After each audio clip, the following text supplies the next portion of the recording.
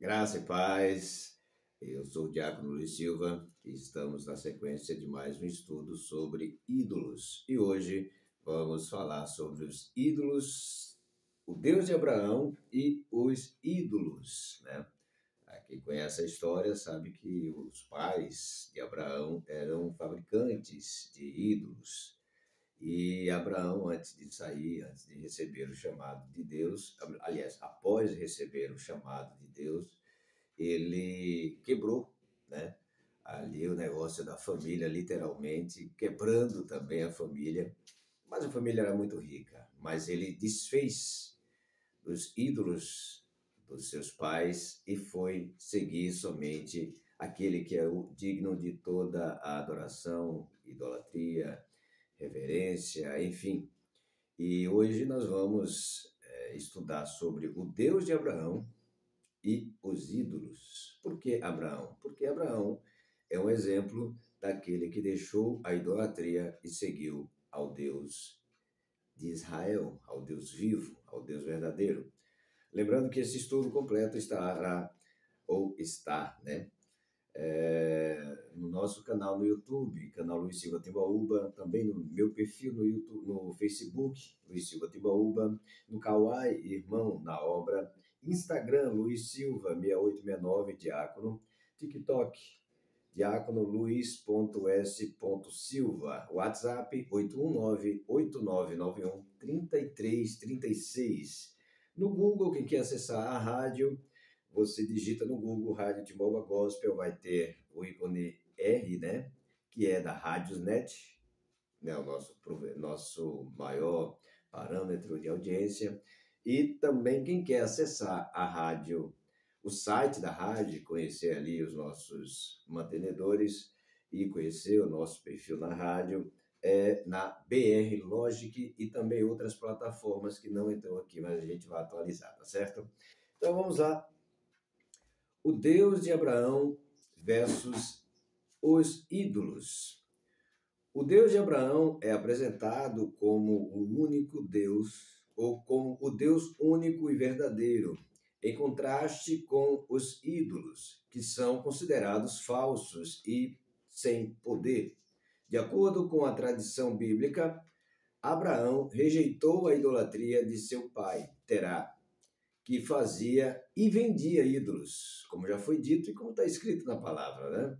Ele fazia ídolos e vendia, então a fonte de renda daquela família eram os ídolos ou os bonecos, né, de madeira ou de pedra, não sei qual era o material que eles usavam, mas eram aqueles ídolos, né, que tinham mãos, olhos, boca, nariz, ouvidos, mas eram inanimados, não tinham vida. E o Deus de Abraão, o Deus vivo, tem vida, né? Ele tem olhos, escuta, ele toca, ele cura, ele sara, ele salva, ele liberta, ele transforma.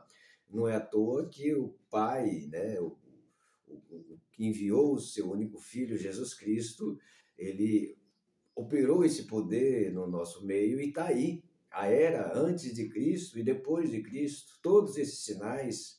E nós hoje também ainda podemos, pela palavra de Deus, através da fé, operar esses sinais, esses prodígios e maravilhas. E como Jesus falou, fazer sinais até maiores do que ele fez, mas através da fé, através da obediência, através da crença em que ele é o Deus vivo, o verdadeiro. Não dizendo, mas o seu Deus é verdadeiro. Sim, e eu não tenho sombra de dúvida.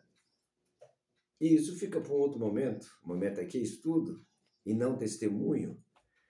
Essa rejeição é explicada em uma história do Midrash, que é método judaico de interpretação da Bíblia que busca extrair significados mais profundos e relevantes das Escrituras, preenchendo lacunas interpretativas e aplicando os ensinamentos bíblicos a situações contemporâneas.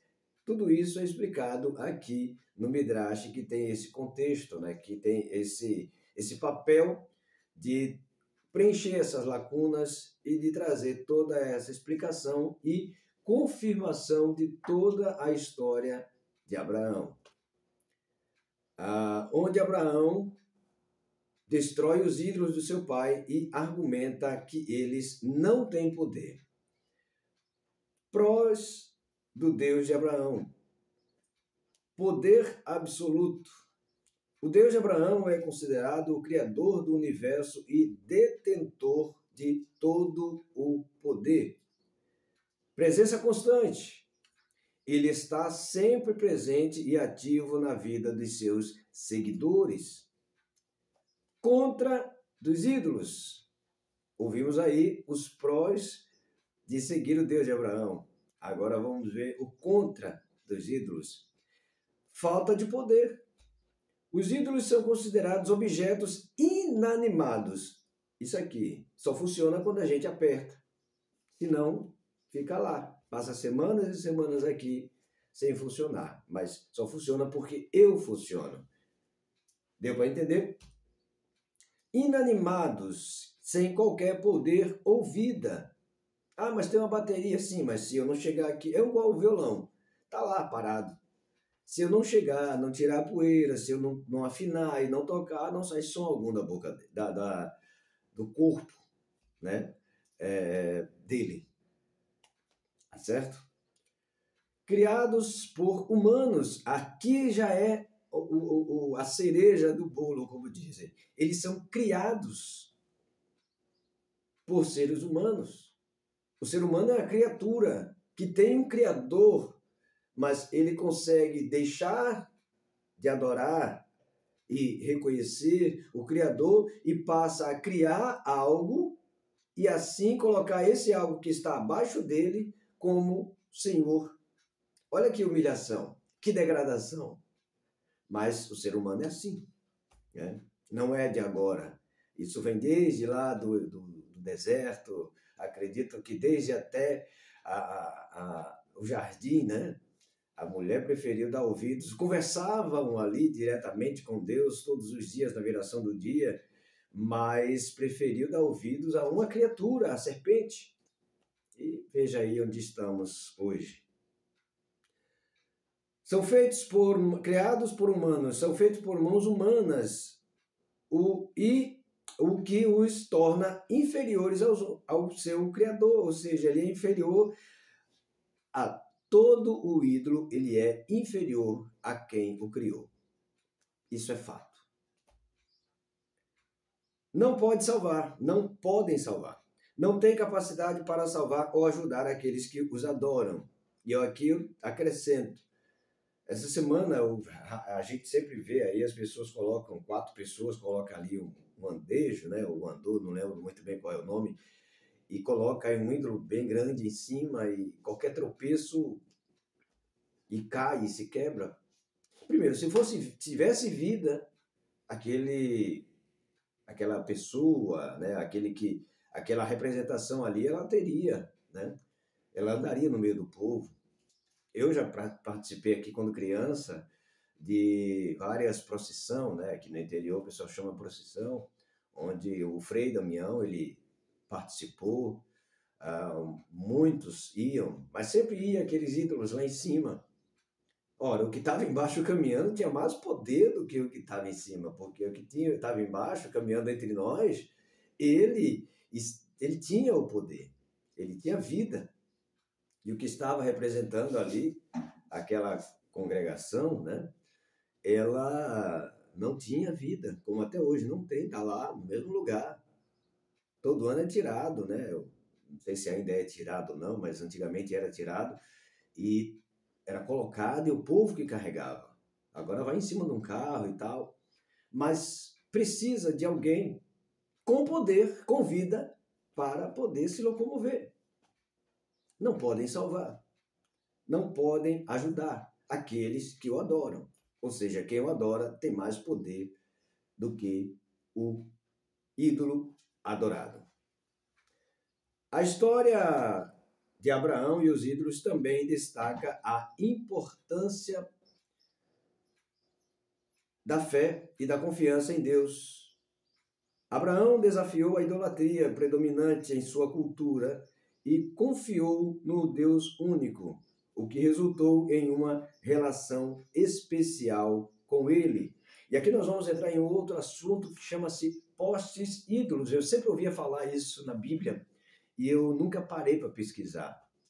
Mas a gente vai trazer hoje aqui postes ídolos e você vai entender quando a Bíblia, você lê, né, para quem tem o hábito de ler e gosta de conhecer, quando vai escutar ali na Bíblia ou ler na Bíblia postes ídolos, o que é isso? Aqui, nesses estudos produzidos para a Web Rádio Timbaúba Gospel, você vai aprender. Na Bíblia, os postes ídolos ou Axera é o nome de uma antiga deusa semítica ou semítica, deusa mãe e rainha do panteão em algumas outras regiões do Levante. Se refere, né, o poste ídolo se refere a objetos de culto pagão, frequentemente associados à deusa Axera. Como já foi dito, quem é a deusa Axera, que é a deusa mãe ou a rainha do panteão, frequentemente associado à deusa Axera, consorte do deus El ou Baal, em religiões cananeias. Esses postes eram símbolos de fertilidade, amor, guerra e a sexualidade, dependendo da interpretação e do contexto, e eram frequentemente erigidos perto de altares ou templos. É quase como hoje a gente vê aí, e já foi confirmado isso, você pode até pesquisar, os tais dos obeliscos, ali são postes ídolos.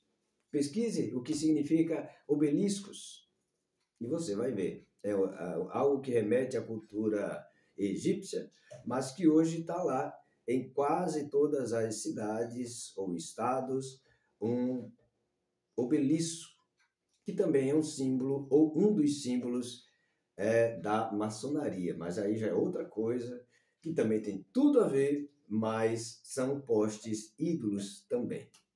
Pesquise e você vai conhecer. Contextos bíblicos.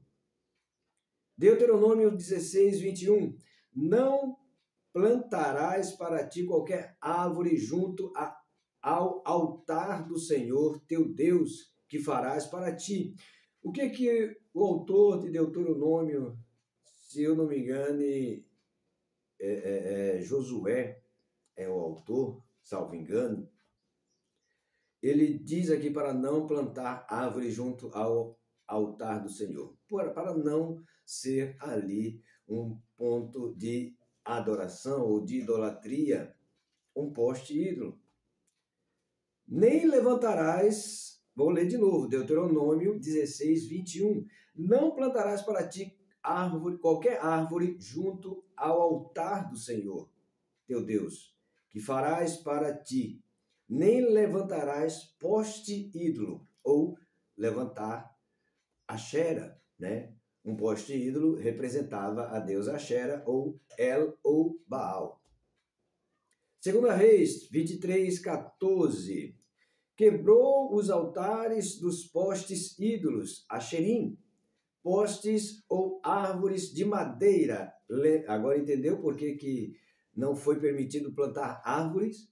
Porque árvores perto de altares ou de templos também eram considerados postes ídolos. Quebrou os altares dos postes ídolos, os axerins, postes ou árvores de madeira erigido perto de altares ou lugares altos que estavam à entrada da cidade, à esquerda de quem estava pela porta da cidade. Significado: culto pagão. Os postes ídolos eram símbolos de culto pagão e da adoração de deuses falsos.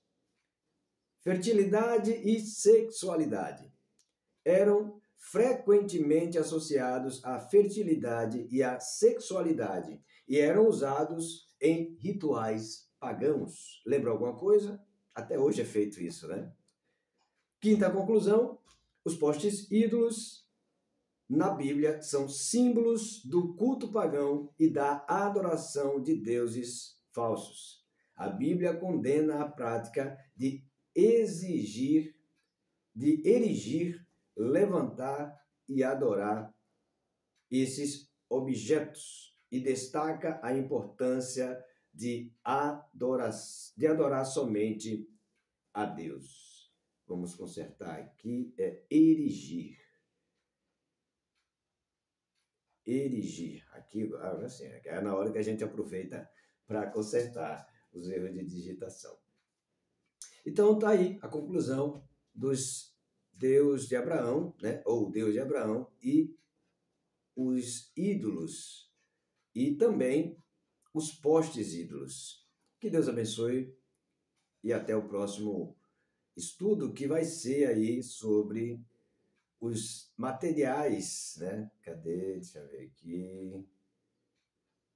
Materiais dos ídolos. E aí você vai ver, a gente já conhece, né? Alguns materiais dos ídolos. E aqui o Espírito Santo me traz à mente um que eu vou incluir aqui. Vou até colocar já, porque não está aqui.